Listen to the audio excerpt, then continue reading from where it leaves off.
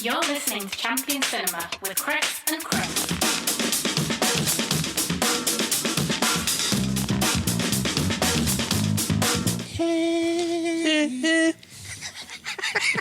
That was like harmonising. Hello, folks. Welcome to Champion Cinema. I'm Chris with a Charlize Theron C. I'm Chris with a Kronenberg K, because that's what I'm drinking. And there doesn't appear to be many Ks this week. No, not really. Strange, isn't it? Yeah. Also, just want to say this, because I've been checking the analytics. Special hello to the folks on YouTube who stopped listening after the first minute. Catch you later. They're like, oh, what's this? Is this the whole film? Oh, no, it's just dickheads talking about fucking dickhead northerners talking bollocks. Don't blame you, but stick around. It's fun. You might have a laugh. We've got some good banter now and then. Yeah. So this week we're ending our trip through the wasteland with the last two Mad Max films. Well, apart from Furiosa, with Mad Max Beyond Thunderdome and Mad Max Fury Road. So yeah, let's just get cracking then, I guess. Let's fucking get into it. Let's do it. Champion Cinema. So Mad Max Beyond Thunderdome was released in 1985. It runs for 1 hour and 47 minutes. It was directed by George Miller and George Ogilvy. We'll get to that in a minute. It stars Mel Gibson as Max, Tina Turner as Auntie Entity, Helen Boudet as Savannah Nix, Angry Anderson as Iron Bar, Frank Thring as The Collector, Robert Grubb as Pig Killer, Angelo Rossito as Master, Paul Larson as Blaster, and Bruce Spence is back as not as the Jerry Captain as Jebediah, which confused the shit out of me for years as a kid. Yeah, it's a bit random, isn't it? It is. It should have just been the same character. Well, I saw somewhere, I've never seen this before, but I saw this recently, I don't know if it's true, that like there was supposed to be someone else playing the part, and then he dropped out at the last minute. So they were like, oh, well, Bruce is reliable, he's good, he's already been in the movies before, we'll put him in it. But it just adds this weird thing. It's like, you got the same actor back as a guy with like a plane. Yeah. It's very confusing. When I first saw it as a kid, I was like, why don't they recognise each other? Why is he stealing Max's camels? Like, you know, as children, it didn't take much to confuse us. And like, we always thought Luke Skywalker was a fucking robot. Well, because of his hand and like not seeing Empire that much. I mean, let's not paint you with that stupid brush as well. That was just me who thought that. No, but to be fair, I was always a little bit confused by that scene as well as a kid, because I watched Jedi definitely first and more than Empire Strikes Back.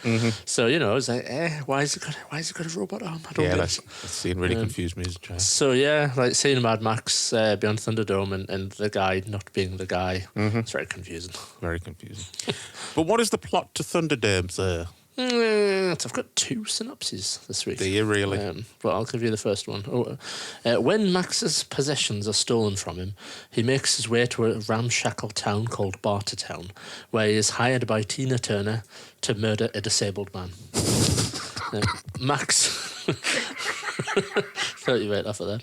I was fucking drinking, you bastard. Max then meets some children, goes back to Bartertown for reasons, and steals a train so they can get to Moraland. Yep. Or something. Yeah. Something like that.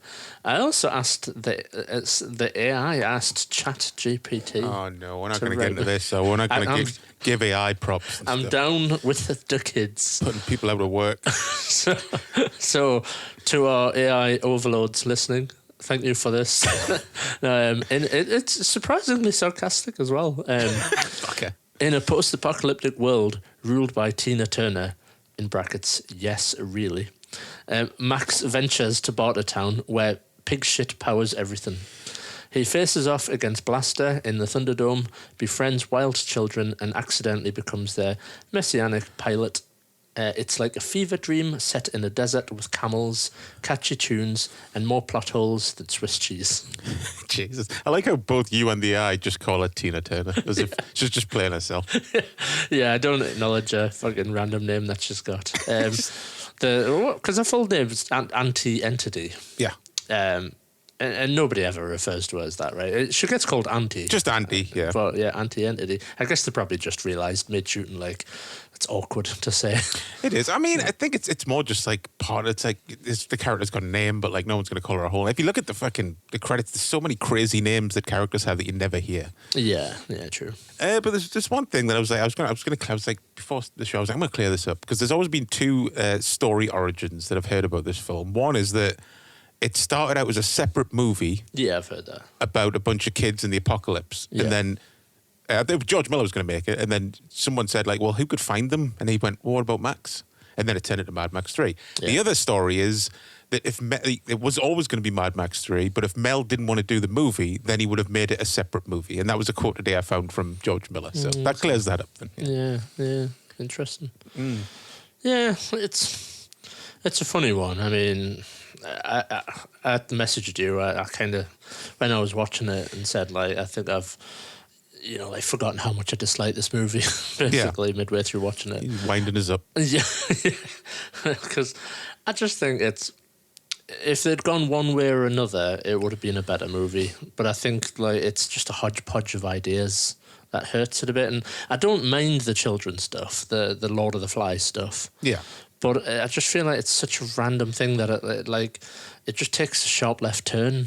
It does. Suddenly, and it's like, then it's a film about little kids and Lord of the Flies, and you're like, what? Yeah, because when I first heard that story, that it was supposed to be something else first, and then they slotted Max into it, which apparently isn't true, but when I first heard that, I was like, okay, that makes sense. Thinking about the movie, because like it's basically a Mad Max movie, and then as soon as the Savannah character comes over the hill, it totally changes for about half an hour. Yeah.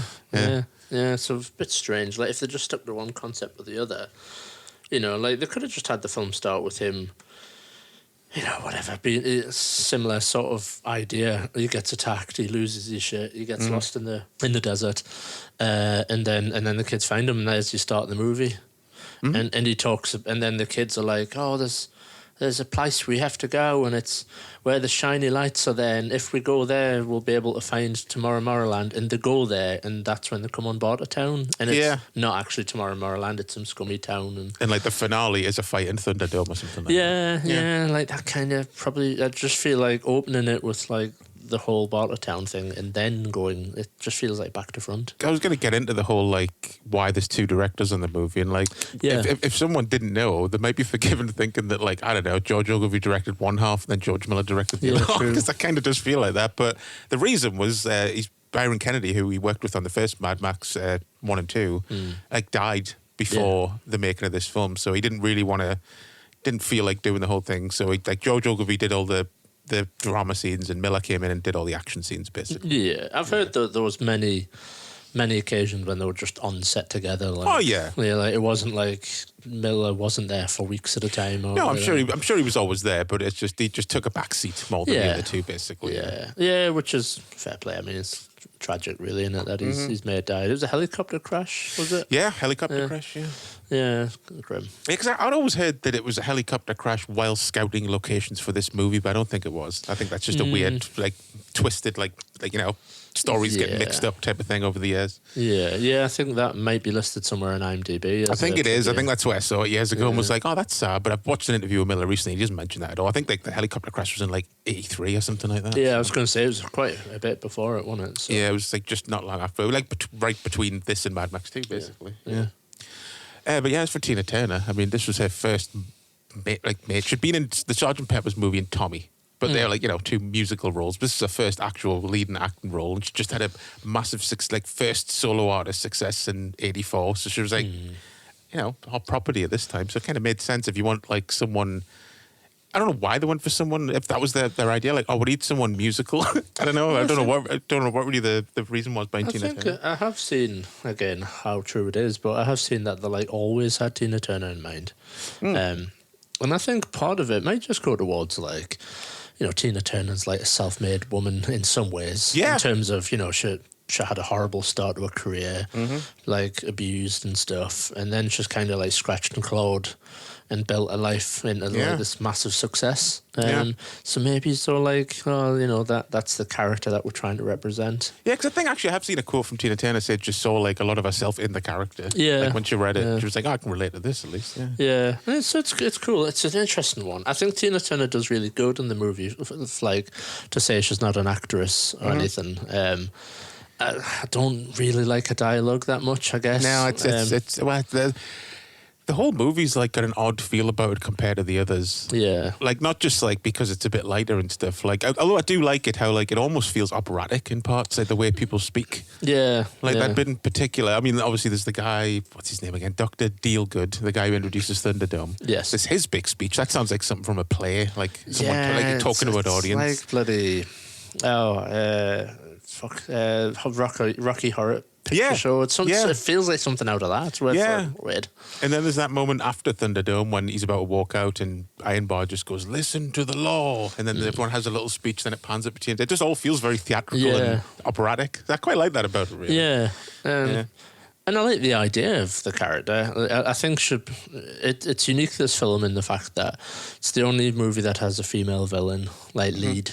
I think the character's like, she's not just like a humongous, she's not like an Immortan Joe, she's not a toe cutter. She's like, she's an intelligent person who's plotting and has reasons and stuff. So I think her character's interesting. And she's not necessarily evil. No, she just, she's built up a town in her eyes, some dickhead's trying to steal the town from under her. So she wants the power back. So yeah, the character's interesting. But yeah, they're just he's just a regular man and stuff, all that shit. It's just like, she just delivers it. It's like it's her first line and she delivers it, bless her, with so much gusto. It maybe could have been played a little bit less. It's just like, cringe. And the bit when she jumps down, she's like, don't you know? Don't you think I know the law? I'd say, oh, God. I die inside. I don't mind all that stuff because it just adds to the cheesy operaticness of it, I guess. She looks great. She looks great, yeah. That vest, I think it weighed like £100 or something. It was actually made of steel or something. Jesus. That thing she has on. Yeah. And the crazy hair and stuff. Didn't they shave her head? Yeah. Put a wig on it. Yeah, and apparently she was like, right, fucking get it out. I'll shave my hair straight off. Really up for it, bless her. Yeah, bless her. Yeah. One of the early notes I made was this movie just has Hollywood stink all over it. To be honest, obviously it definitely feels it's definitely the most mainstream of the five, I guess. Yeah, just something about like when he first gets to Bartertown. I think it's like. It's very apparent you're in for a different movie. See, I love all that stuff, though. the Bartertown stuff, don't get us wrong. I like that. I like the town and stuff, but there's something about the music, the characters, the kind of goofiness about some of it. I just feel like, this film's not what I like the Mad Max franchise for. The idea of the Wanderer getting to this town and stuff, that's fine, because that's like, it's a Western. Yeah, Western, Fallout 4, all that sort of stuff. I do like that, but... I mean, they even do the fucking, like the Once Upon a Time in the West shot, like above the sign. They're also doing like Back to the Future 3 and stuff as well. Yeah, that classic shot. So yeah, just the opening is very much like outlaw gets his horse stolen, goes to a town to get it back. It's very much like that, or like you Jimbo, a fistful of dollars, that type of shit. I think it's just there's a specific moment when he's queuing up to speak to the collector guy, and I don't know what it is. There's just a camera angle and the way the music comes in. There's something about it where I was like, I just don't know. It felt light and like you could take your children to see this movie sort of feel. Well, I guess that was the intention, to probably make something a bit lighter. Because I think I think a lot of the reason I have like a fondness for this that most people don't, it's just because like I like this probably the most when I was a kid, because there was no fucking grottiness in it that freaked us out a bit in the film, like the first two. Yeah, true. I think that there's definitely an element of this movie that's like.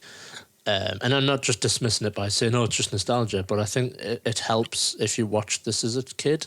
Oh, yeah. And then grew up, and I think, like, I think I said the other week when we were doing the shows that maybe I saw Beyond Thunderdome, like, first. But I'm not convinced I did, thinking about it. I don't think seen two first or something. Maybe, yeah, because I don't really have strong memories of seeing this when I'm a kid. When I was a kid, and I wonder if that's kind of, like, shaded some of me, like, opinion of it. I mean, maybe. Because I don't, like, relate to it as much because I didn't see it when I was a kid. Yeah, it could be.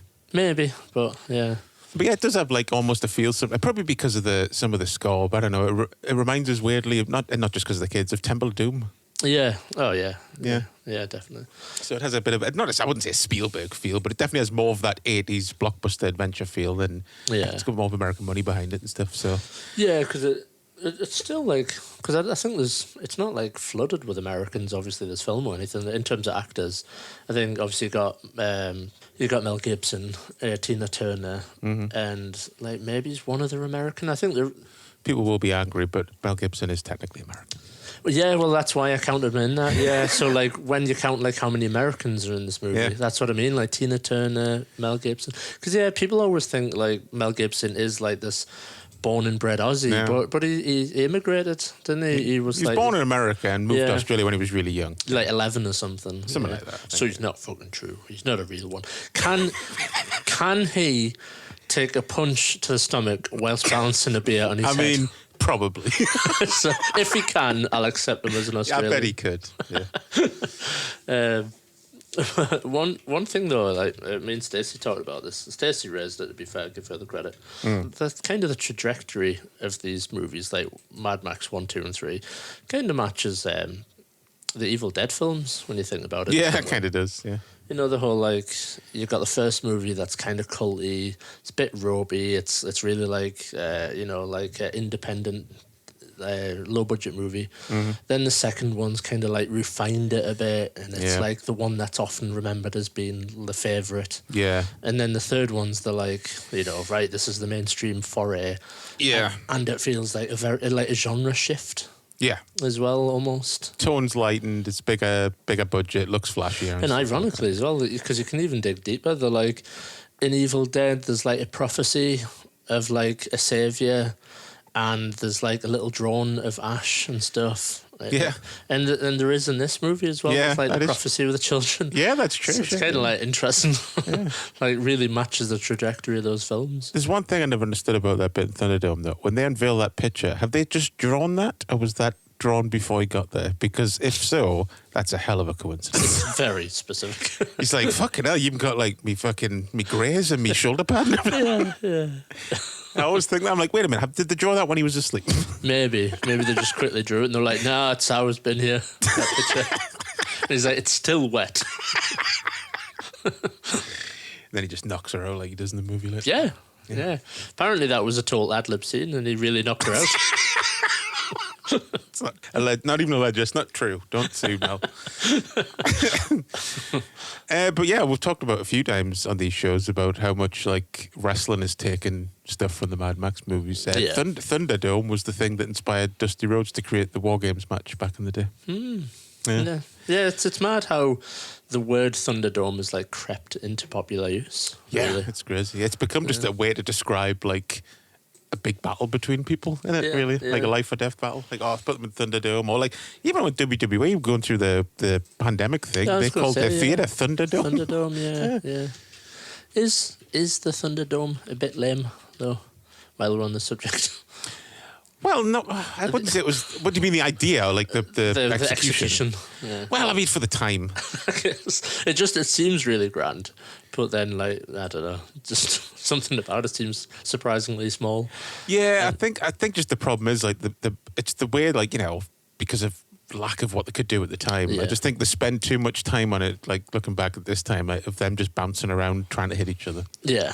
But the bit where they're like flipping around, they're going from side to side and like bouncing around doing the flips, and like once they get off the thing, I think all that stuff's good. It just kind of takes a little while to get going. I Yeah, suppose. it does. Yeah. Maybe I wonder if he was like thoroughly happy with the whole Thunderdome thing, George Miller. Yeah, Whether maybe. he would want it to be a bit more crazier and grander, or Probably. Yeah. It Like- could have been one of those things where like they thought, oh, this is doable, until they started doing it and we're like, oh shit. and how do we make it interesting? How do we film it so it's interesting? yeah. I mean, I like the stuff about, finding he's got the little whistle and stuff, and he beats him with like, a bit of like using his brain rather than his brawn and stuff. Yeah, And yeah. that's cool. But yeah, although it's a bit inconsistent that it's like 2-man enter, 1-man leave. But then, like, I mean, firstly, Tina Turner jumps in, so maybe it's like she's not a man though. Maybe. Because when she jumps in, surely they would have to fight to the death. But I don't know. But like I said, maybe they're like, no, she's not a man, so it doesn't count. But then, the whole premise is built on like, there used to be wars, but now we settle everything here, and the rules are the rules. 2 men enter, 1 man leaves. But then Tina Turner just jumps down and she's like, I'm changing the rules. And like everyone just accepts it. It's like, it's a bit fucking ramshackle. Well, no, they do, Set of logic. they do explain it. He didn't kill the guy he was fighting, I guess. and then he was just going to fucking leave, and it's break a deal, spin the wheel. That bit. See? You forgot Break about a the deal in the wheel. Spin the wheel. Yeah. And, like everything fucking rhymes for like 10 Yeah. minutes. Everything Yeah. rhymes, and it's like, oh god. I will say, though, there's a banging option on that wheel where it's just like forfeit items. If Max had landed on that, he'd be like, great, I don't have anything anyway, that bastard stole it. They're like, fuck. He'd just be like, well, see you later. They're like, spin the wheel once to spin it again. And then they just do it again. And they like make up another rhyme on the spot. He's like, I think you just fucking made that up, love. Although it is a bit weird that they're like, I mean, maybe it's because of the apocalypse and no one's got a dictionary, they don't understand what the word gulag means. Cause Yeah, I always forget it lands on gulag. Yeah, and it's like, that isn't what a gulag is. Yeah. Like, gulag isn't being put on a horse With a big sent into the desert. novelty head on. And also, like, isn't it a waste of a horse Kind in an of. apocalypse? That Yeah. just seems like an expensive option to get rid of. So couldn't you just like take them out back and shoot them or something? I don't Yeah. know. Like that Simpsons joke, they're like, don't worry, folks, he's getting the help he needs. Yeah. They just take him out the back and shoot him, beat him up. Oh, just fucking take him out in one of the cars a couple of miles and just tie him to a pole. Yeah. There you go. Save the horse. Just sending the horse out to die. Yeah. It's strange. I always wonder how they got that horse to act all drugged up and fall over. Probably just drugged it up. It was the 80s. No, maybe it was a stunt horse that knew how to do that. Yeah, it's just the fucking Laurence Olivier of horses there. Just fucking, I can do it, man. I don't need any drugs, I can do it. It's called acting, dear. It's called acting, darling. Let's talk about Iron Bar, the little fella with the mask on his back. Little Angry Reggie. Anderson, who's kind of the Wes of the movie, like the henchman, the recurring henchman, I would say. Yeah, although the fucking everybody in Bartertown apparently is the Wes Yeah. of this film, because everyone's got that aesthetic, haven't they? Like ass chaps and ponytails. Yeah, I like that because, like, obviously that was like a iconic look from the second one. That like it almost like in the world of the film, I like to believe like his look got around and be like, see that guy going around with the fucking assless Yeah, chaps. caught on. The Mohawk, he looks fucking bad. But yeah, no, I'd enjoy his role. He's like little reoccurring little Reggie.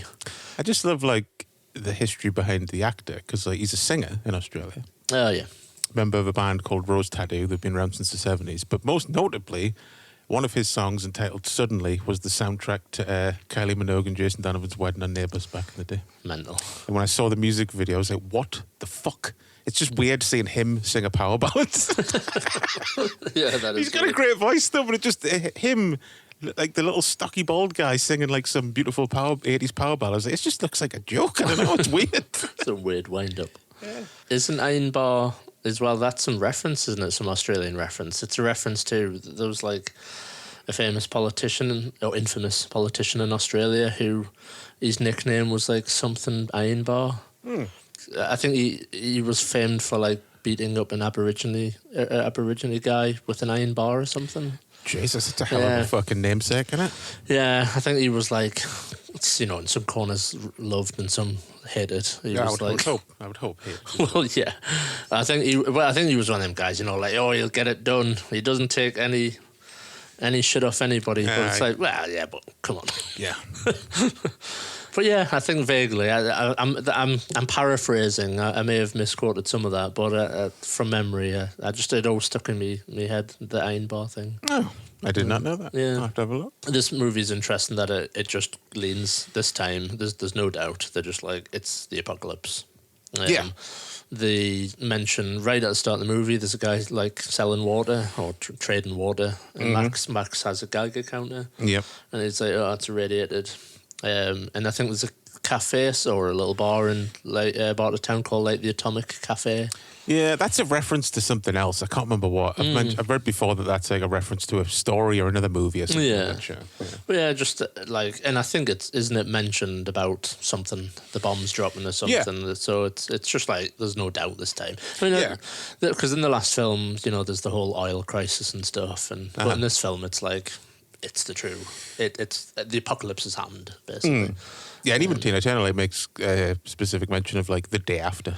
Yeah. Like the day after it happened, and then the kids go on about their apocalypse and stuff like that. Yeah. As they call it. Yeah. So that's quite interesting. What do you think of the music? Because obviously there's no Brian May scoring this one. It's Maurice Jarre, who did do like some big stuff back. They did like Lawrence of Arabia and stuff. I think he won an Oscar for Lawrence of Arabia. And his music turned up in Three Dev Adam. God. What, legitimately or no, not legitimately. Sure. No, it was nicked from a movie called Grand Prix. Yeah. So I always find that funny that he could be listed as being the composer for fucking Three Dead Adam. Yeah, technically. Sometimes I think the audio works. Sometimes I think, ugh. I like the sax, but I kind of don't like it in context sometimes in this movie. I just love the fact that even just because it's 1985, they were like, well, we're contractually obligated to put a saxophone in there and maybe even have a character with a saxophone. What do you think, George? He's like, fine. Yeah, because I like the bit when it's like diegetic, when like Tina Turner's got the guy in a room that's playing the sax. Yeah. Because I think you hear the music. Yeah. And then the camera like pans and it's like, oh, there's a guy actually playing sax. So that's kind of cool. But there's a bit when they're like in the pig factory, the power plant. Yeah. And like it's like weird. The music's all bombastic, but with sax, it's all bam, bam, bam, bam, bam. It's like, what the fuck? Like, I do love that theme where it's like going through Bartertown and it's like bam, bam, bam, bam, bam, bam. makes you think of like the N64 or something. Or it's like there's a race of creatures in the Zelda games called the Gorons. They're like rock people, and they're like made of rocks and stuff. And their theme is like really close to like that piece of music. Basically, I was like, oh, it's giving us Zelda vibes. I tell you, the part of the score I really do like though is like the industrial clangy Bartertown music. That's really cool. That really suits the look and feel of the town, definitely. And I like the opening as well, with the music, the mellow as fuck music and stuff. It's really when he's in the desert. Yeah, I like that. And obviously, at the end, who doesn't like the titular, the main song? Oh, we don't need another hero. Yeah, it's a great piece of music and stuff. Yeah. And that's a great way to end the movie, I guess. I mean, I'll say, and I know it's literally just white credits on a black background, but the opening is like one of my favourite openings ever in a movie, just because of that Tina Turner song. Yeah, that's what I mean. It has a nice opening to it, like definitely. Just with the big 80s snare. Such a good opening. The way the title like comes in with a big clanging noise and stuff, it's so cool. Yeah. Used to get me really pumped when I was a kid. Nice. Still does. Every time I watch it, I like probably go, let's put that stop it on. But other things, always gets a big laugh out of me when the ill-informed kids. I like the bit when they're showing Max the like the little what's the word? The images. Yeah, the little viewfinder thing. Yeah. And they're all like, Mr. Walker, Captain Walker, and then there's like a woman like scantily clad like a dancer, and they're like Mrs. Walker. Yeah. Stuff. I quite like that. That is good. Good use of humour and stuff. Yeah, one of my favorite like tiny little bits, like highlights in the movie is when during the big chase at the end when they find a record player. Mm-hmm. And they put it on and it says, I'm going home, and they look at each other. I know there's something really sweet about that bit. Yeah, they're like reinterpreting it. Because at first you think the joke is it's just a nonsense record. Yeah. But actually it kind of still fits into the narrative of their characters. Yeah. Yeah, it's pretty cool. Yeah. I do like that Max is like, he's from that world. Mm-hmm. So he understands. So when because one of the kids is like using a gun as like a walking stick or something. Yeah. And he like takes it off the kid and then loads it and fires it. It's mad that it still fires. yeah. He's lucky it didn't just explode in his face. And all the kids are just like, "What the fuck was that? What was he trying to do? Why did your walking stick explode?" It's brutal that one of the kids dies, lest we forget. Yeah, he gets sucked into the quicksand, doesn't he? I always think, like, I don't know if I'm getting mixed up with, like, Armour of God or something, but in my head I'm always like, oh, yeah, he dives in or something and finds... But I'm like, nah, that's a different film. Yeah. The kid just dies. I mean, I always think it's kind of messed up that, like, they don't go back. It doesn't really say that they went back for the other ones that they left behind. Yeah, I mean... This is some of my criticisms really about the film, unfortunately. Like, okay, it's like fun, daft, like dodgy threequel and stuff. But being like dorky and critical like I often am with stuff, let's nitpick. Yeah, let's nitpick the fuck. Get me list out. Like the whole getting to Moraland and stuff, like don't they like live in a pretty nice place? Yeah, where there's like plants and sustainable water and they've lived there for like 20-ish years. Yeah. Sustained, like fully self-sustained. Mm-hmm. Why do they want to get to a ruined fucking city? Yeah. Like, sure, in a ruined city, like Sydney, like I think it's revealed at the end because you see the opera house and stuff. Mm-hmm. Wouldn't there be like marauding gangs and all sorts of shit in a ruined city? I would think a ruined city would definitely be a worse place to live. I know there was some stuff cut out the film. I don't know what, but I know there's like, I think maybe in one of the music videos, the Tina Turner videos, there's a bit of footage in there that's deleted from the movie. Yeah, I've heard that, yeah. But like, it always feels to me there's about something in the midsection is cut out. Massively. Like from the bit where he goes, "Oh, that's Bartertown. It's your only chance." And Yeah. I'm like, why? Yeah, well, that's it. I've made that note. Like, what does that line mean? It's don't know. our only chance. A chance for what? Like, why are they going to Bartertown? 10 minutes ago, he was like, "There's fuck all, mate. We're staying here." Yeah. And now he's like, "It's our only chance." I'm like, what's missing from there? Something must have happened to where they have to escape. I don't know. Yeah, and then like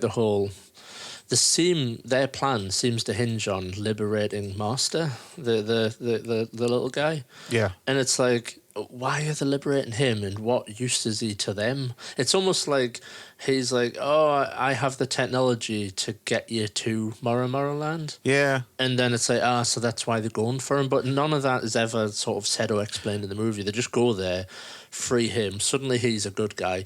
He fully character swaps. Like He does. The start of the movie, he's in like BDSM gear and stuff. And like threatening to like get his big mate to like crush people's heads and stuff. And then by the end of the movie, he's in a dapper suit and he's a sweet old man. Yeah, it's And it's like, the fuck?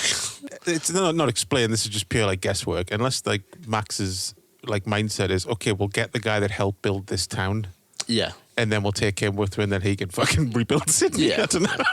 But like, I tell you what, they fucking looked out that the train tracks just go straight to Mora Land. That's extreme. Although no, sorry, it goes straight to Bruce the Spence. airplane, which gets them to Mora Land. Yeah, it's Like, handy, innit? come on. Yeah. Why would there even be train tracks in the desert? Like, I don't after know. the apocalypse, I surely don't they know. would go like 10 foot and then just end because someone would have stolen all the metal. To like build a shack or something. Or So- put on the car. So yeah, so maybe we are nitpicking, but these are the things that kind of bugged me watching it again, just going, Yeah, the final act just comes out of nowhere. yeah, Basically, it's just yeah. a mess. I think there's a great movie there somewhere. I just think like, it's like the classic, they're playing all the right notes, just not necessarily in the right order, sort of Yeah. thing, basically. I just love that reveal that like when the kid, like Bruce Spencer's kid, like holds them up, Oh yeah. and then when he runs away because there's shitloads more people coming. I like the fact that like Jebediah's just chilling out reading a magazine in bed. So it's just his son on his own, just Yeah. took it upon himself to hold up a truck full of Yeah. people. Just a very brazen little shit. Like my headcanon is that the son, he's the bastard. Yeah. And Jedediah is just going along with it because He's scared of his son. And he's all, let's go, come on, Dad. Yeah. We're going to steal this guy's fucking shit and stuff. And he's like, oh, really? I do love that kid's delivery though, where he's like, "I warned you, Dad," when he runs away. Fucking cracks us up every time. Yeah, bless him. Yeah, it is a shame though. I think they could have easily done some kind of workaround to make him the Jarrah captain. Yeah, a few lines of dialogue would have worked. You could have easily done it. Yeah, it's a strange choice that they didn't do that. Because like I always used to like headcanon it, and they'd be like, "Oh well, they don't recognise her. That could have been a while." Because I think the unofficial timeline is supposed to be 15 years after Mad Max 2. Mm. And he went off with that girl. Could have had a kid in that time. That's the way I used to rationalise it in my head. Yeah, definitely. Yeah, it would work. Yeah, strange. Yeah. And yeah, again, being nitpicky, how could they all pile into that little airplane? Yeah, I think that every time. That's Like ridiculous. clowns getting into a car, sort of thing. Like, really? It's a weird looking plane. I've never ever seen a plane like that outside of this movie. What the fuck is it? Yeah. I think it's it's like a plane that was made in Australia. I think there was only ever 20 made or something. So it is a real plane. It wasn't Yeah. a prop or anything. It's very unique looking design. Yeah. What about the end voiceover as well? This ends with a voiceover, doesn't it? Well, we're here doing the tail and membrane Yeah. and stuff. Only it's like, yeah, exactly. It's like much worse. I mean, I do think that final line's really good, where she says, "Well, the city's up, so we'll never know in case they want to come home one day." It's something like that. The way she Yeah. says it, the way it's written is really nice. Yeah, again, the idea of like the lone warrior, the wandering savior out there Yeah. somewhere and stuff. Yeah. And it just fades off with him walking into like the desert. It's a nice ending, I think. Yeah. But yeah, the speech. What's up? Do you not like the speech? No, I don't like their speech pattern at all. I have Oh, I know. second-hand embarrassment for Yeah. like the actors having to like, go through that. It must have been hard to learn that because there's like just whole scenes where they're just talking like that, and like Yeah. it takes you a while when you haven't seen it for a while to get used to it again. Yeah, and I'm like, tune what in. the for the first few lines, I'm like, wait a minute, okay, Right, I think I've got it now because it's like a fucking different language. I saw like some trivia about all the children. Like they went through like for some reason they went through extensive casting to like find all the children, and then they also like they went on like 2-3 months worth of like training on like how to handle spears and how to hunt animals and stuff. Fucking total like bloated wastefulness of the 80s. Like, did you need to train them how to hunt animals? Well, that makes us think again. Maybe there was more of that in the movie. Yeah, exactly.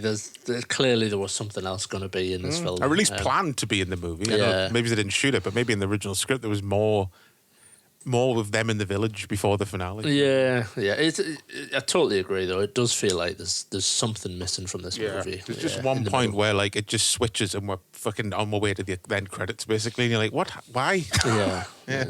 I guess my sort of like takeaway and like my theory is that the movie, you've got to remember the movie is being retold by that like main girl. Mm-hmm. So maybe it's like the movie doesn't make any sense because her retelling of the story is nonsense.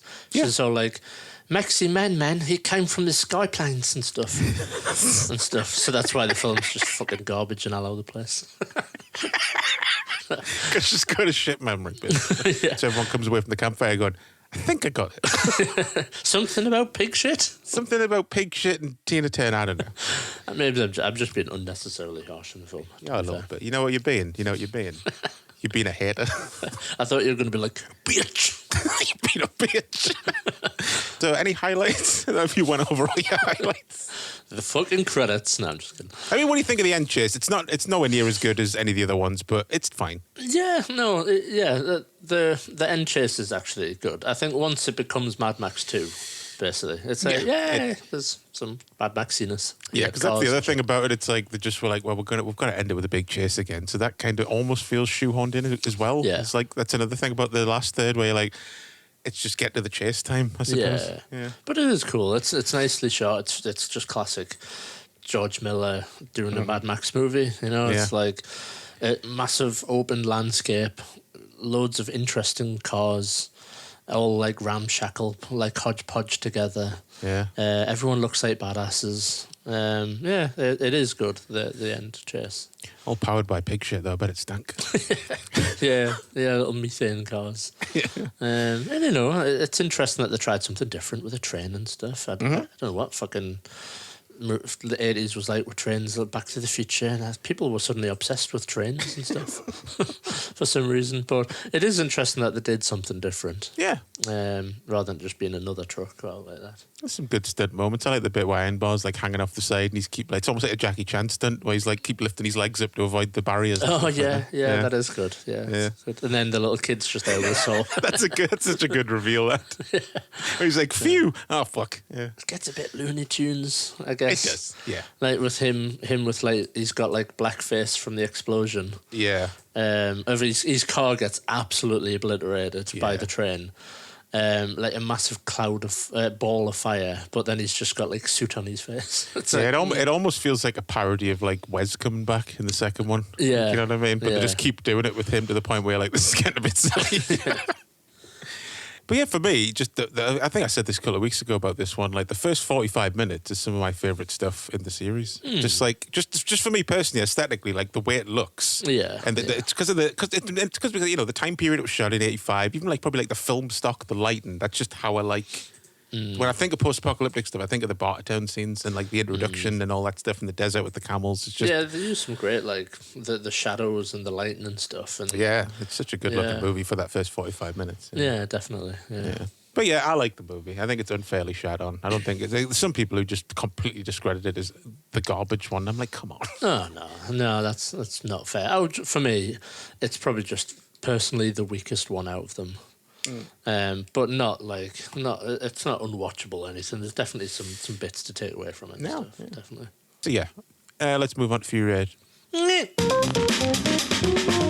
Champion Cinema. So we take a bit of a leap forward to Mad Max Fury Road. I've wrote it. It was made in 1985 though, which was surprising. Yeah, fucking notes. I have. We'll jump forward to 2015 for Mad Max Fury Road. Bit of a classic franchise with a bit of a gap. Yep, it was a long road. Fury Road. Nice. And obviously, no Mel Gibson. No Melanie. He was like, I'm too old. Fuck off. Yeah, which apparently, is the reason. One of the primary reasons why he was like, people don't want to see me, which is such a shame because I think yes, we do. yes, exactly. I would have loved to see a bit older Mel Gibson in this movie, but never mind. So yeah, directed by George Miller, of course, starring Tom Hardy as Max Rokitansky, as he's credited this time in the movie. Yeah, full name in the credits this time, yeah. Charlize Theron as Imperator Furiosa, Nicholas Hoult as Nux, Hugh Keys-Byrne, of course, returning to the franchise. Nice to see him back. Definitely, as Immortan Joe. Zoe Kravitz as Toast the Knowing, which I don't think she gets mentioned. Is that a name? Yeah, apparently. Rose Huntington Whiteley as the splendid Agharad. It's a hard word to say. And Nathan Jones as Rictus Erectus. I didn't realise that was his name. I wanted to say his name. So he's the big, the son, the big muscly son. So yeah, some good names in this movie, which sadly they don't get actually said in the movie. It's all from the credits. Those. Like a lot of them, you look at the credits and go, these are all amazing names. Wish we had them on the movie. Definitely.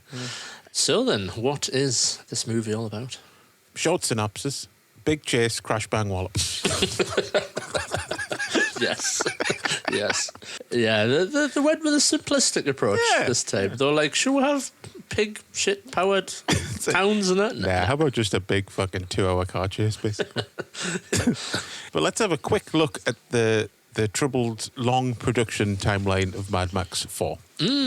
So something I didn't know until recently, and there's only like one little article somewhere in a magazine to verify this, but in the 90s, apparently George Miller toyed with the idea of a Mad Max TV series. Yeah. Which never happened. And then in 2000, pre-production started on Fury Road, which would have starred Mel Gibson and apparently Sigourney Weaver as Furiosa. That would have been mad. But then 9/11 happened, so it was put on hold.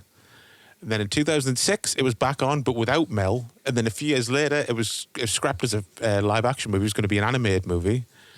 Then in 2010, something I'd forgotten about, actually, that he did announce he was going to do Fury Road and Furiosa back-to-back, which obviously didn't happen. No. But then there was unexpected rainfall in Broken Hill, where they shot Mad Max 2, which caused like wildflowers to grow all over the place. Yeah, I've seen pictures of that. It's totally different. Yeah, it's crazy, isn't it?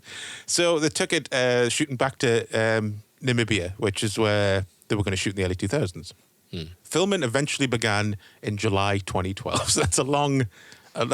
bless George Miller for not just going, oh fuck it, it's obviously not on the cards. Yeah, it's like literally like 25 years of production and pre-production, and it's crazy, isn't it? Yeah. But yeah, I remember following all those news stories like over the years. At the time, it had been so frustrating. Just going like, when the fuck is this coming out? And then of course, like we were following it. It was like right around the time we started the show. Was when it was news had come out. It was shooting. Yeah. And that was 2012. When another 3 years before it actually came out. There was a point when we were like, is this being put in a vault? Yeah. where is it? Happen? Yeah. Yeah. It's just interesting that script that Mel was going to do is this script. It didn't change much at all in all that time. So it would have been this exact movie. Yeah, and it would have worked, wouldn't it? Of course it would have. Yeah, massively. Yeah. Like, set a few years after Mad Max, of course.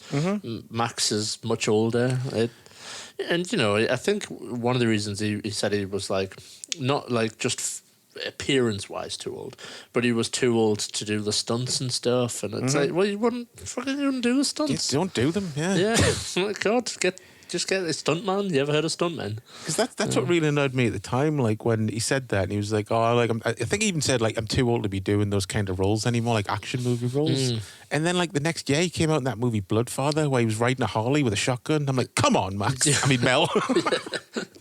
Like somebody needs to fucking say that to Liam Neeson. Like you're too old to do too old, mate. Pack it in. Stop it. It's ridiculous now. But yeah, it would have been. It's a great film, and I don't think Tom Hardy. Like at first, I was a bit like, oh, I'm not sure about Tom Hardy as Max. Yeah, I think he does a really fine job in this movie. I think he's very serviceable. I just think it maybe would have been elevated even higher with Mel Gibson.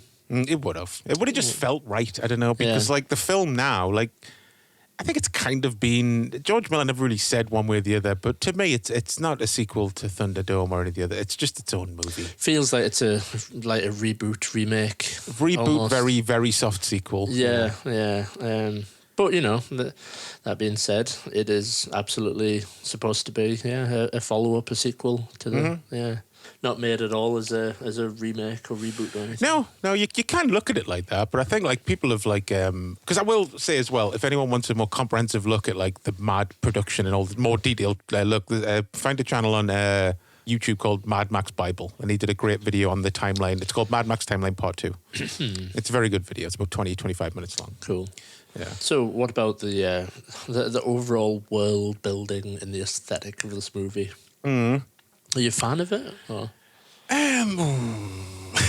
Well, this has always been my problem with the movie. And I will say as well, just going back to the Tom Hardy thing, that was one of my initial gripes as well, because it's fucking hard to get used to someone else playing that character after like watching fucking Mel Gibson play it for almost 30 years. Do you know what I mean? Yeah. But now I've seen it. This time it didn't even enter my mind really, because I've seen it. I'm used to it now. Well, this is it, isn't it? Yeah. I think that's what I meant by like. I think at first I was like, I don't know. It's just Tom Hardy, for fuck's sake. He's not even like dressed up differently. It just looks like Tom Hardy, and he's pretending to be Max. Yeah. But on subsequent viewings, I'm like, that's fine. He plays a good role. You accept it after a while. Yeah. But yeah, my initial I like it. Don't get us wrong. I don't want to be one of those fuckers and try and like sound like a black sheep. Like, I think it's fucking shit. I'm not going to say that. I do really enjoy the movie, and it's super fucking. It's like insanely well made. Yeah. But the thing that put us off when I first watched it, weirdly not with the trailers. We were fucking pumped when that trailer came out. We thought that was the greatest trailer ever made. It still is one of the best trailers. It still is. Yeah. Now and then I'll just watch the trailer. Yeah. Be like, that's enough. Yeah. It's enough. But I don't know. There's just when I first watched the movie, I was like, it doesn't. Obviously, it's not going to feel exactly like a Mad Max movie from the 80s, but it felt more like to me a movie with a fucking huge budget inspired by the Mad Max movies. Do you know what I mean? Mm-hmm. It didn't quite feel like Mad Max. It felt like someone who loved Mad Max, loved anime, loved all those Italian movies, and just jammed them all together with like $200 million. Yeah, because it is totally a very different film. It's very... It's way more... I don't want to say cartoony, because that makes it sound like I'm being fucking shitty about it. I don't mean that. It's just very... It's more over the top. It's grander and like... Yeah. Well, I said when we were talking about Mad Max 2... This film, it's probably not unfair to say that this film is Mad Max 2, but everything's turned up to like 100. It is. Basically. Yeah. So like instead of having just this muscly guy who's got a face mask on, you've just got like a Morton Joe with like a fucking crazy mask on, and he's got all sorts of welts on his body and stuff. And you know, just everything like that. The vehicles are like 3 times as big. There's like deformed, like little, like mutant guys and stuff. It's just everything's like ramped up. And what I've always got to remind myself as well, though, is I can imagine people having the exact same reaction to Mad Max 2 when it came out, especially compared to the first one, and going like, "This is fucking insane." Yeah. what the fuck happened? Yeah, and it's kind of it's not a criticism or like my interpretation of the movie at all or anything, but it's weird. Like Mad Max 2 is like so toned down in comparison. Oh yeah, when you watch them like close together, you can see it feel like that, And like I said, that's not me saying it's like better or worse for it. In some ways, it's Mad Max 2 is like a more calmer movie. Feels more ponderous almost, even though it probably didn't at the time, but it feels... Because it has more of a story. Yeah. And that's not a criticism of Fury Road. No, it's kind of the point. Yeah, see, in some ways you say, I really like that with Fury Road. I like that it's just like... The film just fucking... Once you get past Max getting, like, kidnapped and whatnot, and his shit getting stolen off him. But once you get, like, Furiosa, it's just like, bang. This is Furiosa. She's driving the vehicle. Something's going on. You have to piece it together. It doesn't spend any time getting you up to speed with the plot. You have to kind of catch up with where it is. It's been about 2 years maybe since the last time I watched this, and I was watching it this time with Furiosa like coming out. Oh, it's out now, I think. Yeah. When I was watching it this time, because I know like when. Obviously, I know he wrote like he was going to do this in Furiosa back in the day, but I do remember him saying in an interview that they literally wrote detailed backstories for every character in the movie, so they knew exactly what the history was. Yeah. And I wonder how this film's going to feel after watching Furiosa, whether it's good or bad or not. I mean, like, character and story-wise, because they're probably going to feature all those women that you see at the end. We'll be watching it. When you watch Fury Road afterwards, will it be more gutting when they die? Do you know what I mean? Maybe. Or is it going to be like, you know, seeing Darth Vader be a whiny bitch? Oh, I don't think so. Like, Because if he wrote it all at the same time, it's not like he had to go back and go, right. I suppose I got to figure this out. Yeah, because I just kind of like that you're plunked into the world. No, I do as well. And you're like, oh, who was Furiosa? Why she got an arm missing? She's a badass, but something's gone on in her past that she's had enough of it now. And she was clearly trusted by Immortan Joe, but now she's like betraying that trust. And it says something for how well put together the film is, that like there's not a hell of a lot of dialogue. No. And you're never lost. You get everyone's motivation, you get where they're coming from, you get why they're feeling the way they do, without them really explaining that much, really. Yeah, there's some interesting trivia that kind of frames that, where all the storyboards for the movie were actually created before the script was ever written. Yeah, I think I was watching on the Blu-ray today. He said there was like 3,500 individual storyboards. Yeah, because it's a very visual movie. It is. If that's such a thing, it's just like, and I think it is this movie, isn't it, where it's said like it was designed so you could watch it without audio, basically. Like, yeah, you wanted to make a movie where even without like a dub track or subtitles, didn't matter what language you spoke, you'd be able to understand it. Yeah, and you could watch it like without, you could watch it on mute with the soundtrack playing in the background. You would get it. Yeah. So it is. I said not for everyone. Like, I guess some people would say it's bad for that it doesn't have dialogue, and dialogue's the backbone of cinema or whatever. But yeah, it's not a film that's just a bunch of dumb explosions, though, because like the fucking craft and like artistry that went into that, the two big chases, is insane. Oh yeah, because I mean, let's get into the car stuff and that. I mean, props to the movie for like using like 70% practical, and then enhancing the movie with CGI. Yeah, like the right use of CGI. Yeah, it was used to like get rid of wiring rigs, alter the sky in the background, add vehicles in the background to make it busier and stuff. But it's the prime example of a movie that uses CGI the right way. Yeah, definitely. It's like invisible CGI, isn't it? Really, where you don't see the CGI, and like I don't feel it's really aged at all. Like watching it like today. Yesterday even, there wasn't moments. Well, okay, maybe it's one or two where they're like, I think there's one shot in 4K where a guy like spins off, and you're like, oh, I can kind of see that's an effect. Yeah, I think I know which bit you mean. Actually. Yeah. But like, it's certainly not to the degree of some films that we've laughed at over the years. We're used to CGI and stuff. Yeah, Matrix Reloaded, fucking jelly legs and stuff. Blade 2.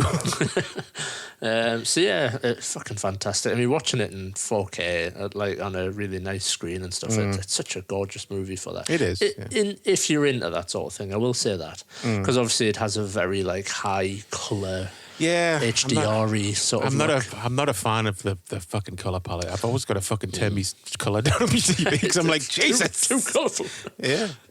Like, it's got one of those looks as well. It's like a gritty glossiness that I'm not that keen on. Yeah. I don't know. You should watch what's the Blood and Chrome version or whatever it's called? I'm sure it's like differently graded for that version, but I did just turn the colour down all the way during the sandstorm bit. Oh, right, yeah. And it looks crazy in black and white. Such a different feel, as you would expect. I should also mention as well, that I've completely forgot about till watching the making of again, that Guy Norris, the guy who broke his legs in Mad Max 2, is the stuntman who does the car roll at the start. Nice. It's crazy, like keeps 30 years later, he's like, I want to do that. He was adamant he wanted to do that stunt. Cool. Bless him. Yeah. That's his like very specific speciality, basically. Rolling vehicles and stuff. Apparently. Also as well, let's give a shout out to old mate Richard Norton. Who's one of Joe's main henchmen and was the fight choreographer on the movie. Yeah. It's great that he hired Richard Norton. The amount of people he could have hired, but he went with Richard Norton, keep it a good Australian fight choreographer. I like that. Yeah, he's kept it true to the roots of the movie, really, Hanny, in a lot of ways. Yeah, like getting Hugh back and getting Richard Norton and Guy Norris back and stuff. It's great. Yeah, definitely. Yeah. Bringing it back to the car roll at the start. As a Mad Max fan, were you crushed at his car getting destroyed? I was pissed off when that was in the trailer. I was like, oh, the Interceptor, fuck off. The first 10 minutes of the film, it gets wrecked.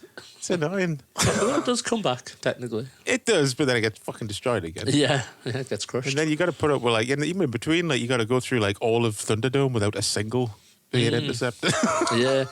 Yeah, we didn't mention it, we're talking about Thunderdome, but is it supposed to be, like, in that camel wagon thing? Like, I don't think so. is that supposed to be the base? Because if you remember, it gets blown to smithereens in Mad Max 2 because his bomb goes off. I guess, yeah. I always assumed it's just the car he's left with at the end. I think it's supposed to be like Papagallo's machine. I just assumed he's just customised that over the years. I don't know. Or he's nicked it from somewhere else. But so in this film, he's just randomly got another interceptor basically from somewhere. Well, I'll get to that in a bit with some of the merch because there was 4 prequel comics that came out. Yeah. And one of them is about Max, like pre-Fury Road. Okay. So it goes into it in that. Another wrestling connection, though. As Yeah. you mentioned Nathan Jones. He was a wrestler for a bit. Was he? Yeah, he was in WWE. Just as Nathan Jones. Right. Yeah, I did think, like, do I recognise him? Something about him. But yeah. Yeah, it's interesting character. I like the whole family, to be fair. I like that dynamic. It's a good fucked up dynamic, isn't it? Yeah, just like the little dude and the little suspended chair and stuff. Yeah, and he's like the complete opposite of like his giant 8-foot brother. He's all fucking bulging and shit. I like to think, I wonder if they're like twins or something, you know, Yeah. like something like that. Yeah, something like that, yeah. That would make sense. But yeah, and obviously Immortan Joe, like, I really like the look of him. I like his character. I like, when I say like, I like, you know, that he's like this horrible bastard and stuff. You know, like, I admire him. I want to be like him. He's got a good work ethic. I like how he treats women. In the apocalypse, I like to think I would be like Immortan Joe, but I'd probably be one of the fucking war boys or something, probably. We'd be the fucking 2 scraggy people at the front begging for water. In the I first was 5 just about to say, yeah, probably. We'd be like, oh, fucking hell. With my little straw hat on and one flip-flop and that. Yeah, big fucking growths on my head. But no, I like with the Immortan Joe. One aspect of the movie that I really like is that, yeah, okay, he wants the women back because he sees them as like his possessions and stuff. Yeah. But it's like really cool the bit when he like flips the car to avoid like running her over. Yeah. So he kind of does have some, so it fucked up as it is. There is a moral code going on there. He's got a fucked up moral code in some way in there. Yeah, because like he just wrecks his car to like not kill her, and then there's like genuine remorse, and I guess when like he's like got a hold of her body and stuff, and that. In his twisted mind, he has some weird kind of love for them, I suppose. Yeah. So it's a quite interesting character. Oh, I forgot to say as well, going back to Richard Norton, isn't it fucking disappointing that with all the death and carnage, no one thought to get him to say painful? Yeah, that would have been awesome. Painful. Painful. Well, I suppose we should talk about Furiosa as well, of course. Yeah, Charlize Theron, Yeah, I think she does a really good job. She is really good, Yeah, I think it's one of those, like, perfect example of, like, you know, like bringing men and women together in movies and like showing them as equals without like kind of making one look shittier than the other. Yeah, that's a good point. I totally just buy that, like, she's as competent and proficient as like Max, but she also needs Max and stuff, and he needs her and things. It worked really well. Another thing as well, like going back to the lack of just sitting around having conversations and dealing out exposition and stuff. I think the slow build-up of trust between Max and the rest of them is done really well. Yeah. With absolute minimum. Let's have a chat. Let's talk about our backstories. None of that, but just the odd look now and then. Like, I love the bit where one of the wives clips the chain off and he just looks back and gives her a little thumbs up. That bit's pretty cool. Yeah, a little acknowledgement bit. Yeah, I think the whole gang's really good. Like all the women, I think like the Nux character like works really well. Yeah, like he's. I think that's what, like you said, without tons of dialogue, it's like his character goes on like a full arc. Oh yeah. By the end, he's a completely different person almost. Yeah, where he's just like a raging maniac that wants to kill himself in front of Immortan Joe.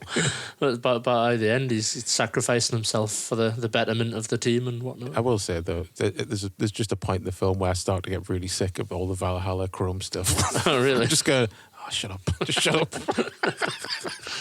It's obviously not supposed to be like they're really cool, even though it has been kind of adopted as that. People love to quote the fucking black and chrome and all that, chrome and shiny and all that shit. Yeah. But I'm just like, they're so fucking annoying when they just keep banging on about it. Thankfully, it's not the whole movie. No. It's really just the first half an hour, 45 minutes. That bit's really good though, when the guy that jumps onto the spiky car with the two spears. That's a really good bit. Oh yeah. Like visually, it looks amazing. I mean, Christ, the list just goes on and on in terms of like that bit is cool. It's like the entire movie is made up of bits that are cool. What's your stance on the Duforia, the guy with the guitar? Probably cringed a bit when I saw it the first time in the cinema. Yes. But like watching it more, I do kind of enjoy it, to be honest. I think it's the right amount of ridiculous for me. Like my criticism, mainly tongue in cheek when I first saw it, was once again just bit stupid, waste of gasoline.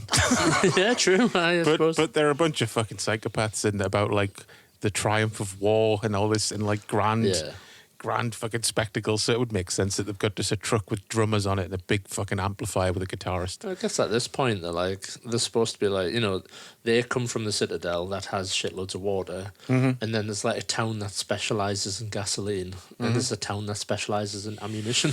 Yeah. And they're all just like living off each other basically. So I guess, I don't know, maybe they're just like not worried about gasoline at this point. Yeah, well, probably. Yeah. But yeah, I think at the cinema, if I'm being brutally honest, I probably did go, it's a bit over the top, like with the guitar stuff. But like now I watch it, I just lean into it. I just think, it's great. Like mutations and over the top cars that are stitched together and fire and drums. I'm here for it. Yeah, the stuff that like irked us a bit when I first saw it don't bother us as much now. Yeah. It'd be interesting to see like what, because I will see Furiosa. Will there go more? Is it more of the same, or is it? Or have they toned it down? I imagine it's probably going to be more the same. But you gotta remember, it's been 10 years almost. Yeah. Like it might be even more amped up. I don't know.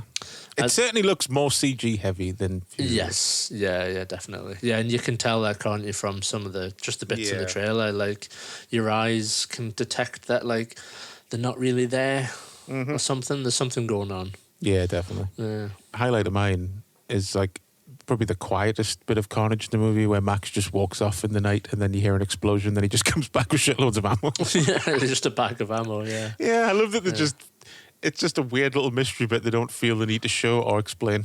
It almost makes Max look mythical. You know what I mean? Like he's fucking death or something. Yeah, and they're like, oh, are you hurt? You've got blood on you, and it's like, it's not his blood. Yeah. He just went and fucked them up. He did. It's a cool moment. I like that little bit of comedy as well with the bullet guy who gets blinded. Oh yeah. And they're holding the flare up in front of his face. Yeah. And then he's like, "Oh, I am justice." I did notice this. I don't think I've ever noticed this before. When Max is having one of his little flashbacks. You see that shot from the first movie of Toe Cutter's eyes bulging out of his head before he dies? I don't think I've ever noticed that before. Yeah, they do like sprinkle in some stuff because there's like flashbacks of his. They're not the same family, but you keep seeing flashbacks of his kid and stuff. Well, when I first watched it, the first time I saw it, I was like, wait a minute, so it is a reboot then? Because he didn't have it. He had to get a son or a daughter. Yeah. And I'm like, who are these people? So I'm like, it must be a reboot. So I don't know if that's just supposed to be some. I think it's supposed to be now. It's just some other people that he let die at some point. Yeah, because you do see like an old guy or something, don't you? You see an older woman, like a middle-aged woman, and a little girl. So I think it's just supposed to be people. I think that might be explained in the comic. Ah, right, yeah. So they're just people along the way and stuff. Yeah. But I do like that like he's haunted by the ghosts of his past and stuff and that. Yeah, I kind of like that. It like kind of goes towards why he just then decides to help them, I guess, and go along with it. Also, like, speaking of Toe Cutter, Richard Norton's hiss he does at Furiosa, I'm sure that's a straight-up fucking Toe Cutter reference from the first movie. Yeah, probably, yeah. It's a nice little moment. I remember laughing when I first saw that. Like, I was like, I was pleased at the reference kind of thing. Yeah, I think that's probably one of the good things about this film, really, that it's not crammed with, like, member berries or anything, which is like a massive thing that's crept into, sequels and, like... I'm not going to whinge on about it because I'm honestly not that arsed, but like that new Beetlejuice movie, I imagine that's going to be fucking crammed wall to wall with like little references and nods and winks. I was saying that the other day. I know. I'm not going to say I know for a fact, but I got a pretty good feeling that movie is just going to be a remake of Beetlejuice disguised as a sequel. Yeah, it's going to be Force Awakens. Yeah, because that's just the template now. Yeah, which is kind of sad. Hopefully they do the other current template and Beetlejuice is like fucking miserable, not funny anymore. Yeah. And he like dies at the end or something. Yeah, imagine that. Everyone's like, don't use this. He's got like ghost cancer or something. Some shit. He's unemployed and got ghost cancer. Probably. Probably. But yeah, so with Fury Road, like, it's kind of cool that they don't do that. That they don't have like, oh look, there's a dog it's the same dog, and oh, there's a motorbike gang, and this man's called the Finger Cutter. Hey, wink, wink, nod, nod, and it's like, oh, fuck off. It's his second cousin. Yeah. Like, they don't do that. It's very much a Mad Max movie, but they don't like rely heavily on like nostalgia. Yeah, for the other films. It's its own thing. Definitely. Yeah. That's what I was going to say. Actually, I forgot to mention. I had my notes. I was going to say the only reason you don't like Thunderdome is because he's got a pet monkey. Well, that too, yeah. Fucking, he should not have a little monkey. It's wrong. If you're a new listener, Chris is not a fan of monkeys. Hate them. Except Clyde. Well, yeah. I'll give Clyde a pass, obviously. Although I wouldn't want to be slapped by him. No. And Shakma, because we found out that the actual baboon is very sweet. Yes, the bit when he's furiously trying to get into a room is just because he misses his keeper so much. Yeah. Basically. And he's like freaked out and wants to be back. Thought he was in danger. Yeah. Which is fucking heartbreaking when you watch that movie. Now it's not scary anymore. You're like, well, fucker. Yeah, are you looking forward to Furiosa? I guess you're more like on the fence about what. Yeah, well, I mean, you know, how my feelings on Anya Taylor-Joy. I forgot, there is that. Like, I just kind of wish they just got Charlize Theron back, but I guess it doesn't work as a prequel. Being a prequel. Yeah. I mean, that did remind us, though, like, I remember, I don't know if it was, that must have been on this show. Like, well, maybe talking about Fury, and I said something really shitty about Charlize Theron. Yeah. And it wasn't until like months later I was like, oh fuck, I was getting her mixed up with someone else. Oh no. So I'd just like to say I like Charlize Theron. Yeah, she's good. I've always liked her in whatever I see her in. Yeah. No, I think I'm hoping Chris Hemsworth just had a good time with it and fun with it, and certainly from the trailer, it looks like he's fucking just hammering it up and having a good time, in a Mad Maxy craziness type of way. Yeah. He's gone like full Australian. There's a bit where he says "gow," and it's like the most Australian. Yeah, you can say the word "go." Must have been nice for him though to just let loose with his proper accent. For a change. Yeah, definitely. Yeah. So yeah, I'm quite looking forward to it. Let's get the fucking Tom Hardy's whatever the fuck accent. What is his accent in this movie? Yeah, it's like is he just straight Tom Hardy? Is he American? Is he South African? Because he doesn't sound Australian. He's just doing a Tom Hardy, basically. Yeah. There's classic Tom Hardy where there's just nondescript English/American accent. Yeah, it's weird. So any criticisms? Do you have any? You haven't really criticised it that much, have you? I was going to say you've probably got them all out, but not really. Yeah, to be honest, I really enjoyed this movie. Like watching it again, and like unironically, I think it's the best Mad Max movie. Yeah, I know you do. You fucking fool. I just think it ticks all the boxes for me. It does the car chases, but everything's mental. Everything's fucked up enough that I just enjoy it and think it's crazy. I think, I suppose the only piece of the puzzle that's missing is just it's not Mel Gibson, I guess. To be honest, if Mel Gibson was in it, it would certainly get a bunch more points from me. Yeah. Because it would just feel right. Do you know what I mean? Yeah. So I'm sure somebody's done this, right? If the deep faked. I've seen it. I don't know if it was a picture. I think it was a scene. It was the scene where he comes back on the bike. They replaced him with Mel Gibson. Yeah. But disrespectful to Tom Hardy. He does do a good job, to be fair. Oh yeah, I think they've literally already did that video just as a type of thing. Yeah. Because I just don't want people. I don't want to be like that. No. Be interpreted as like, oh shit, it would have been. No, it has nothing to do with like Tom Hardy being bad. It's just to do with being a fucking fanboy since I was like 7. And just being like the one thing that's missing is like Mel Gibson. Yeah, missed opportunity, basically. Yeah. I will say as well, I'm not a huge fan. Like, I don't hate it, but I'm not a huge fan of the score. Yeah, it's that Junkie XL guy, isn't it? Yeah. That does the score. And like, it's not that it's bad. It's just, it's like a lot of movies now. The score is just used as like a fucking sound bed to go into the action. Like, there's not many memorable like musical phrases or themes besides just like, I guess in Morton Joe's a theme that goes.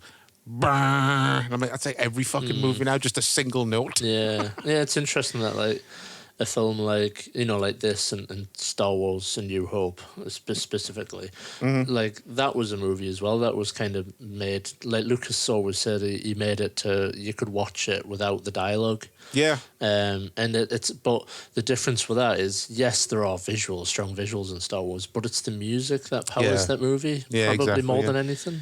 I mean, it just seems lately, like the past 10, 15 years, scores in movies have just become a lot more just background noise rather than like... I mean, I'm not saying they should overpower the movie, of course not, but like, I can't remember the last film I saw, I was like, what a great theme. So yeah, for me, I might go back to like something like Man of Steel or something. Like I think that's got a really great score. Actually, yeah, that's good. No, that was that from the first movie. I can't remember. There's like really whimsical, dreamy music and stuff, like bomb bomb. Okay. Bomb. But like that's got a really good score. But you are right. Like there's just it's almost like an afterthought with a lot of films at the moment. Yeah. Or at least that's what it seems like. I'm sure we're missing some, but yeah. Yeah, that's what I mean. If I sat down, I could probably produce a list of 20 films that have great scores. But it certainly feels like it's like the big Hollywood like cinema blockbustery movies. Yeah. Well, let's narrow it down to just action movies. Yeah. Because action movies used to have great pulse pounding like memorable scores. Yeah. It's kind of just a lot of them just sound like they were done by the same person. Yeah. But no, you're right. It's certainly specifically this film. It's not like ever present in the movie like the score or anything. Really, it's just kind of underneath the action. So there's some music there. It feels like. Yeah. And no disrespect to Chunky XL. The guy's really talented. I don't know. I miss Brian May's mad fucking loud horns. Yeah. Like someone should do a fucking fan edit of just putting like the Mad Max 2 soundtrack over the chase scene of this. That'd be awesome. Yeah, that'd be crazy. Yeah. Champion Cinema. But let's get to merch and posters now, that jazz. Motion doors. So So I won't go into it massively. I did kind of make some notes, but then I've kind of faded off from doing them. There was technically a video game, I suppose. Technically, there was a Mad Max game around the time. Yeah. Often maligned unfairly, I think.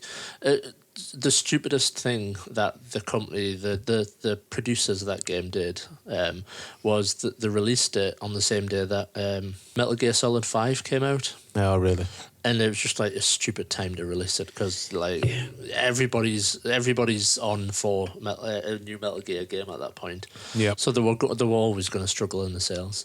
I think the game's really competent, to be fair. I think it's really good. Even like today, like installing it and playing it, like I think it was about a fortnight ago that I had a quick play on it. Still really holds up. Yeah, I've been tempted with this month revisiting the movies. I've been tempted to play through it again, but Jamie's got my copy. The little shit. Yeah, I enjoyed it for about an hour. I started a new game, played through it, and I think it's like its own version of Max, but it is kind of like 1 foot in the Fury Road world as well. I think. Yeah, it feels like it's like the Max from Mad Max 2, but there's like war boys in it and stuff. Yeah. Good game.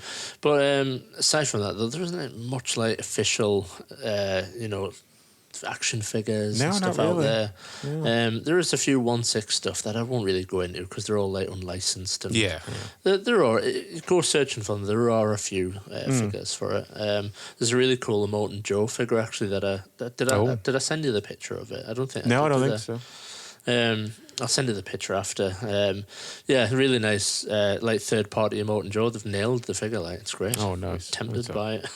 Yeah, that's the mad thing about it. Really, like, why did no one jump on 1/6 figures if you wrote at the time? Yeah, because the look of all the characters and like Furiosa with a robot arm and stuff, or mechanical arm. I think they would translate really well to figures. All the movies would really. Every fucking movie has a character that would make a badass figure. I don't know why more companies don't take a chance instead of just doing fucking Star Wars and Marvel all the time. I just think, is it something about George Miller? Not like that he's bad at it, but does he not want to?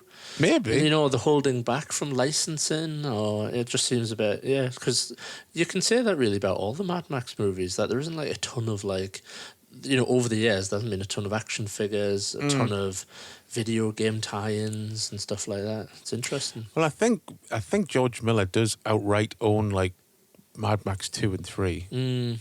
Because there was some, I think it was that he was given. He was like given the rights to them as to step down from a movie or something. Yeah. I can't remember what movie it was, but it was something in the 90s, and they were like, that was like part of the deal. Okay, if you step down, we'll give you the rights to Mad Max 2 and 3. Yeah, I have seen that trivia. Yeah. I can't remember what it's called though. But yeah. Oh, it's that fucking Jodie Foster movie, The Space Contact. Is it Contact? Yeah, Contact. Yeah, it is. It's that Yeah. one. Yeah, which is God, like what a random thought that he almost directed that movie. Yeah. Strange. He's got a strange filmography, really. Yeah, George Miller. you know, Babe and stuff. Babe, Witches of Eastwick. Yeah, strange. But there is obviously a movie like Fury Road. There's a shit ton of art out there, like alternative movie poster art. Just a few to zip through some of the highlights. Alice Zhang, she's like quite a big artist that does like a lot of colourful emotion sort of driven pieces of art. So hers is the one that's like, it's the big storm cloud.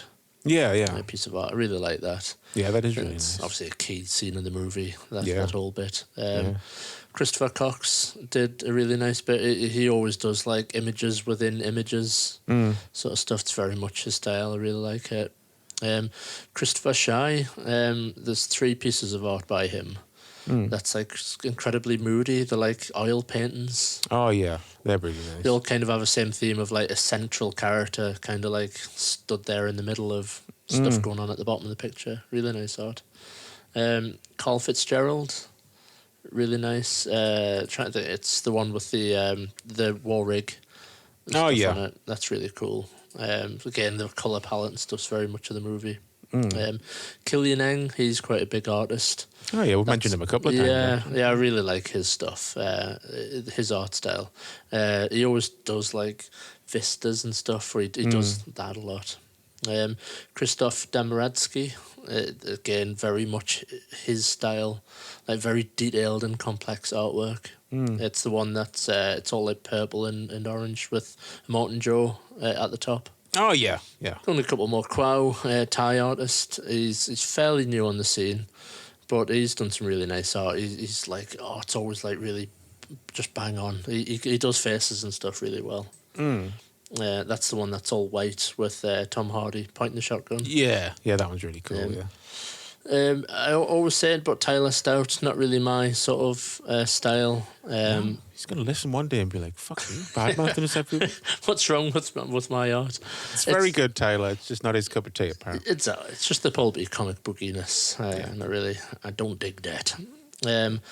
But Matt Ferguson, of course, I was just about to mention Matt Ferguson's, because if you look at that, it's blatantly just the Thunderdome poster. Yeah, it with does the hair. have that. Yeah, similar. He's got sort their, of their wispy hair going into the sky like Tina Turner's. I've just noticed now. we see what you did there, Matt. We see what you did, Matt. It's very clever and it's very appreciated. I like it. The last but not least, did I send you the one by Wolfgang LeBlanc as well? Which one was that? So that's the one where it's the storm again. But it's like got the car and like it's all it's got What a Lovely Day. What a Lovely Day, yeah. Yeah, that's very nice. Yeah, again, nice use of colours and stuff and key moment in the movie. Yeah. So yeah, I mean that's just some of them. It just goes on and on and on. I did send you actually as well because we didn't mention it when we were talking about it, but there's some nice Thunderdome art as well by Casey Callender. That is very nice. Yeah, I always like art that's got like a variant, like one with different characters on. Yeah. So you can put them on the wall together and stuff. You get his lovely long hair in one of them, which, he looked like fucking Super Saiyan Riggs at the start of that movie, and then the kids ruined him by cutting his hair off. They did for some reason. Yeah. They felt the need to cut all his hair off. Terrible. Same thing, once again, first 5 minutes of fucking Fury Road, he looks badass. With his long hair and his beard, looks all hard, and then they're like, get rid of that beard, it looks scruffy. Yeah, it's weird then. Fucking annoying. But I said there was some comic prequels that came out around the time. I don't know if I've got them all or just some of them, but fucking comics were in an awkward place, so I couldn't really go and have a look. So there was one called Nux and Immortan Joe, about a prequel about those two. There was one about Furiosa, and then there was a 2-parter about Max. And I was looking up, seeing if I could find any panels from it, because the opening of the Mad Max one does start with literally a rundown of the first 3 movies, and pretty much says it takes place after Thunderdome. So from the comics, Fury Road is Mad Max 4, but I don't consider it Mad Max 4. I consider it it's its own thing. It's just so much of a tone shift and with a different actor and stuff. Yeah. But like we said, though, I do like the fan theory, which, works for the 2 and 3, but could work for this as well. It's someone's story about it. It's Furiosa's story about Max just telling someone. Yeah. It's not concrete in that 'cause there's no voiceover, but you could still look at it like that, I think I would have been interested in a TV show as well, just looping back to when we mentioned that briefly. Mm-hmm. The TV show that never happened. Yeah. I wonder what it would have been, yeah. Yeah, that could have been interesting, like him just going from place to place, like mini stories. Yeah. Setting an episode with an overarching sort of thing going on. It did say something like it wasn't going to have any, it wasn't going to be a violent show. It probably would have been along the lines, I guess, of I think he mentions it in the video, like something like Xena, something like that. Like that kind of tone, that kind of budget. And would have just been, more vehicular stuff than anything else. But it would have been interesting. It would have been one of those curious things, like a Mad Max TV show. Yeah. I think he did, didn't he? Miller, he pretty much had somebody in mind, but he was involved in a car crash and became... For the TV show? Yeah. Oh, I don't know. Yeah, I can't recall his name, but there was an actor that was going to basically be, he was all but signed to be in the movie. George Miller worked on him on a previous movie together, I think. Is it? Oh, I can't remember the name. But anyway, the actor, unfortunately suffered, really bad brain damage and... Oh, God. Lived the rest of his life in a locked-in state. Oh, Jesus, that's fucking awful. Yeah, Christ. pretty sad. Yeah. But yeah, I think that was one of the contributing factors to it being derailed. Yeah. That the guy that George Miller had his heart set on being Max in the TV show was mortally wounded, pretty much. Yeah, I'm not sure he mentions that in that video. That video is the only place I've ever seen that before about the TV show. Yeah, right, yeah. Sure. Yeah. So yeah, I guess that's so end on that fucking sad note. Fuck. So yeah, that's been post-apocalypse / Mad Max month. Yeah, so we're doing some Clint Eastwood next week. Yeah, it's not really going to be an Eastwood month, but it's his birthday in a couple of days, so we thought, why not celebrate? And we're going to do Dirty Harry and then Unforgiven. Bit of Clinton Eastwood. Bit of Clinton, James, Patrick Eastwood. I look forward to it. I always like Dirty Harry. It's one of them strange movies where it's, like we've talked about before, it's, being parodied so much that when you haven't watched it for a while, you're like, oh, it's weird. But it's a cracking film, though. It is. Can't beat a good bit of gritty early 70s cop action. And then Unforgiven, which you've never seen before. Never seen. So I'll be interested to know what you think of it. Definitely. My favourite Hackman performance. Bloody hell. Hackman's bloody great in it. Can it be better than Superman 2? Come on. Specifically, Superman 2. No, I know what you like. You like good bastards in movies, so you'll fucking love Gene Hackman. He's a right bastard. Yeah.